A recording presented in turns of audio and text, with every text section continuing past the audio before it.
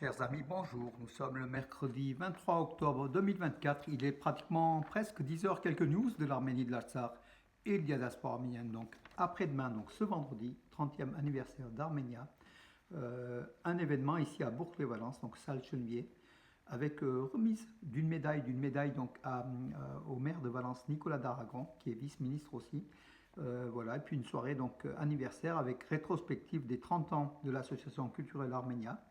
Et puis présentation aussi des membres, hein, anciens et nouveaux. Et puis voilà, et puis le verre de l'amitié autour d'un gâteau. Voilà, ça sera ce vendredi à partir de 20h30. Voilà l'information. Et puis ce soir, inauguration au Centre du patrimoine arménien de Misak Manouchian, l'exposition dédiée à Misak et Méliné Manouchian. Voilà, donc ça sera l'inauguration et ça va durer jusqu'en mai prochain. À partir de demain, c'est visible aux visiteurs, donc ce soir. Donc c'est un peu l'inauguration officielle. Hein. Voilà, 18h30.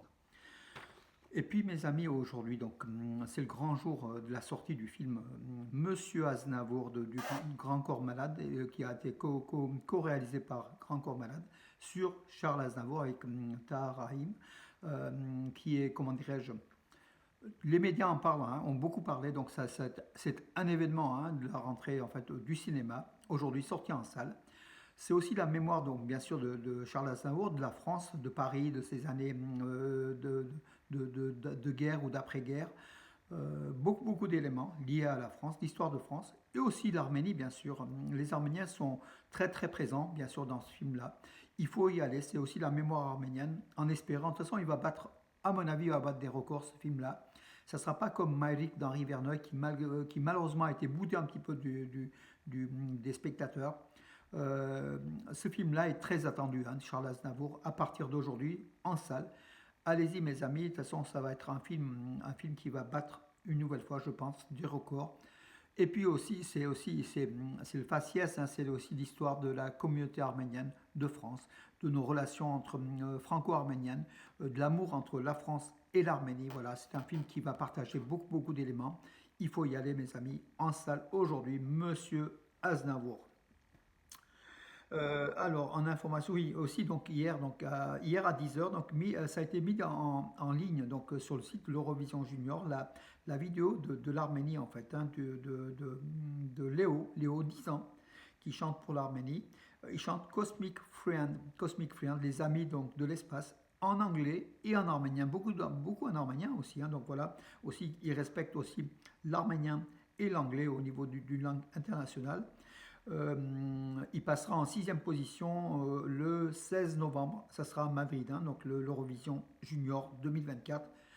L'Arménie s'affiche comme parmi les favoris, hein, comme à chaque fois d'ailleurs. La vidéo, donc record, c'est un record, la vidéo, en moins de 24 heures, a déjà dépassé les 120 000 vues. 120 000 vues, alors que d'autres vidéos, donc des 17 participants, sont à 20 000, 30 000, 40 000, 60 000 au bout de 2 semaines, 3 semaines. Donc l'Arménie bat des records d'audience au niveau des vidéos de l'Eurovision Junior. C'est grâce à vous, grâce à nous, mes amis, grâce aussi à la diaspora arménienne, grâce à l'Arménie, qui est très très proche aussi de tout ce qui est artistique, tout ce qui est Eurovision. En tout cas, continuez à voir la vidéo de ce jeune Léo. Plus les vues sont nombreuses, plus ça influencera sans doute, bien évidemment, le jury, qui prouve aussi que c'est des vidéos de qualité. Donc voilà Léo qui est encourageons-le, encourageons-le. Bien sûr, il y a aussi la France, il y a l'Espagne, il y a d'autres favoris, mais l'Arménie est toujours en Eurovision Junior, est toujours parmi les favoris. D'ailleurs, l'Arménie qui a gagné par 2 fois l'Eurovision Junior, en 2011 et 2022.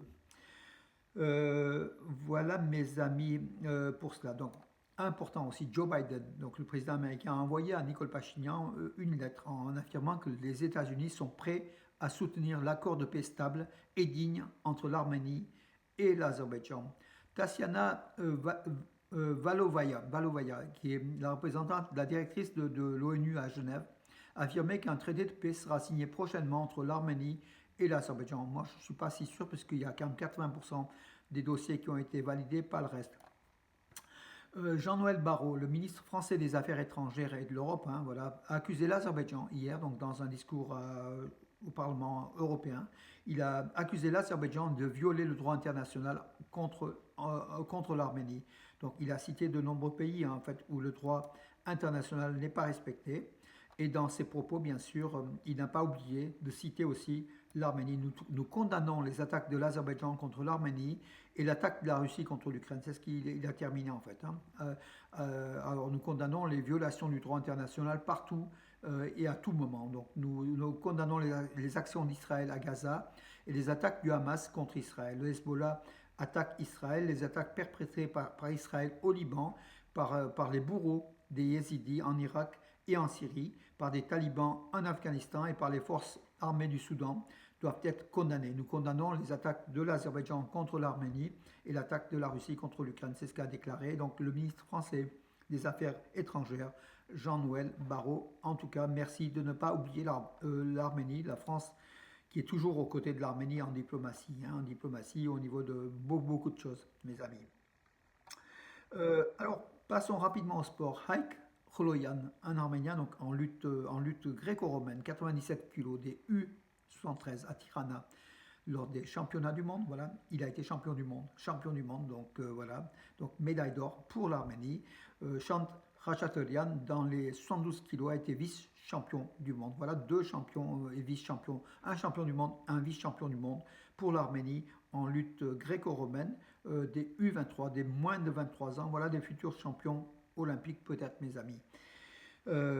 Alors, c'est quand même un sondage important et qui est assez, comment dirais-je, qui est assez parlant. 56% de la population de l'Arménie se déclare être contre l'ouverture de la frontière arméno-turque. C'est un sondage qui a été réalisé auprès des habitants d'Arménie, y compris aussi des réfugiés arméniens de l'Artsakh. Hein, donc voilà, ça a été réalisé donc, du 13 au 25 septembre avec l'organisme d'analyse Brevis. 1500 habitants de l'Arménie ont participé à l'enquête, y compris les déplacés de force de l'Artsakh. Les participants de l'enquête ont répondu à la question: êtes-vous pour ou contre l'ouverture de la frontière avec la Turquie? 56% des personnes interrogées sont contre l'ouverture de la frontière arméno-turque, dont 46% affirment que la libre entrée des Turcs et des Azerbaïdjanais crée une situation dangereuse en Arménie. Voilà, donc ça vaut ce que ça vaut, mais en tout cas, il faut quand même retenir aussi. Hein.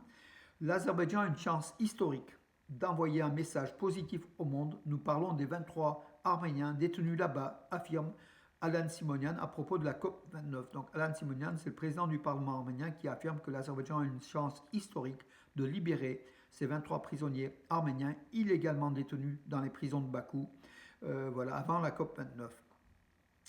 Le vice-président du Parlement azerbaïdjanais indique que ce qui empêche la conclusion du traité de paix avec l'Arménie, bien sûr la constitution de l'Arménie, l'Azerbaïdjan exige de l'Arménie qu'elle change sa constitution. Or, l'Arménie n'exige rien de l'Azerbaïdjan. Or, l'Azerbaïdjan pourrait aussi changer sa constitution, mais Yerevan a fait plutôt profil bas et veut avancer, donc parle de paix encore toujours, et espère que la signature du traité de paix sera rapide. Voilà, d'ailleurs, Joe Biden, le président américain, dans un message envoyé à Aliyev, a affirmé que les États-Unis attendaient la signature du traité de paix avant la fin de l'année. Voilà, donc c'est un petit peu un ultimatum lancé par les États-Unis à Bakou.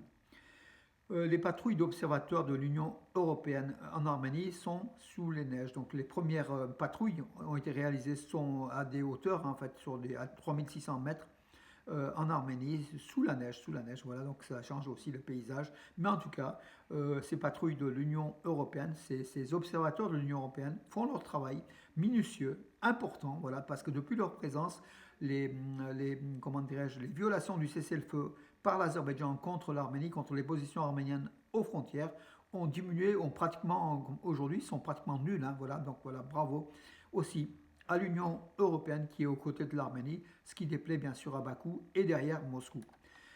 Voilà mes amis, donc j'ai fait le tour de l'actualité. Donc aujourd'hui, une nouvelle fois, je vous rappelle, cinéma, Monsieur Aznavour, c'est l'événement, on ne peut pas y échapper, hein, les médias, donc partout, on en parle. Voilà, bravo pour la bonne couverture des médias en tout cas. Et puis mes amis, le gâteau à l'envers, mes amis, ce vendredi, voilà, à 20h30. Sur ce, bonne journée et puis à demain.